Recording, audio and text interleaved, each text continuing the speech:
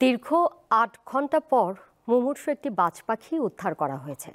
রবিবার দুপুর থেকে রাজধানীর এফডিসির একটি গাছে ঝুলে থাকা পাখিটিকে রাত ৮টার দিকে উদ্ধার করে বিদ্যুৎ বিভাগ। তবে বারবার অনুরোধের পরও এগিয়ে আসেনি ফায়ার সার্ভিস। একটি পাখির জীবনযুদ্ধ। রোববার দুপুর 12টার পর থেকে পায়ে দড়ি পেঁচিয়ে ঝুলে আছে একটি সুউচ্চ গাছে। মাঝে মধ্যেই শরীরের সব শক্তি দিয়ে পাখিটি পাখার ঝাপটায় মুক্তির চেষ্টা চালিয়েছে, কিন্তু কিছুতেই মিলছে না মুক্তি।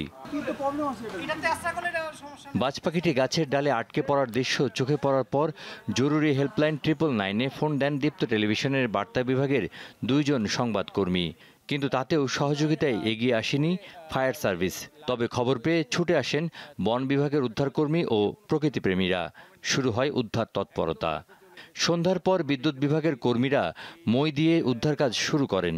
রাত 8:45টার দিকে বাজ পাখিটি বন্দিদশা থেকে মুক্তি পেয়ে উড়ে গিয়ে একটি নারকেল গাছে আশ্রয় নেয়।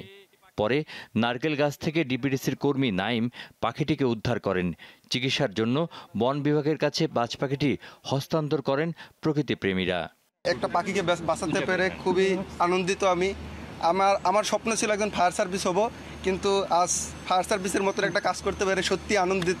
এই নাইম একটি দৃষ্টান্তর, একটি প্রাণ বাঁচিয়ে দৃষ্টান্তর করেছে এবং বাংলাদেশ ফায়ার ব্রিগেডারকে অনেক বড় একটি শিক্ষা দিয়েছেন। যে স্বপ্নটি ছিল তার ফায়ার ব্রিগেডার হওয়ার, সেই ফায়ার ব্রিগেডারের সে সাহসী যুবকের পরিচয় দিয়েছেন ডিভিডিসি থেকে। বাজ পাখিটিকে উদ্ধার করা গিয়েছে সবচেয়ে বড় সফলতা।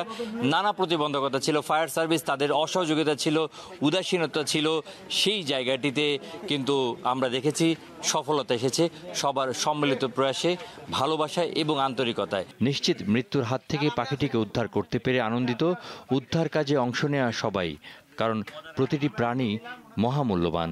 আমাদের ব্যাটারি ডাক্তার আছে, ডাক্তারের সাথে যোগাযোগ করে ছবি পাঠিয়ে ডাক্তারের সাথে যোগাযোগ করে এটাকে ট্রিটমেন্ট দেওয়ার চেষ্টা করবো এখন। তারপরে এটাকে সাফারি এবং সাফারি পাখি পাঠিয়ে দেওয়া হবে। একটি মাত্র পাখি হিসাবে না দেখে এটিকে একটি প্রাণ হিসাবে যদি দেখি, আর সবচেয়ে আনন্দের বিষয় হলো সকলের সম্মিলিত প্রচেষ্টায় এখানে মিডিয়ার ভূমিকা অনস্বীকার্য। এখানে দীপ্ত টিভি সবার আগে আমাদেরকে এই বিষয়টি জানিয়েছে, পরে বাংলা ভিশনে যারা আসছেন, অন্যান্য চ্যানেল থেকে যারা আসছেন, সকলকে অনেক ধন্যবাদ। এবং আমরা ফায়ার সার্ভিসের কাছ থেকে, যদিও এই মুহূর্তে আমরা আশা করেছিলাম অনেক কিছু, কিন্তু তারা আমাদেরকে হতাশ করেছে।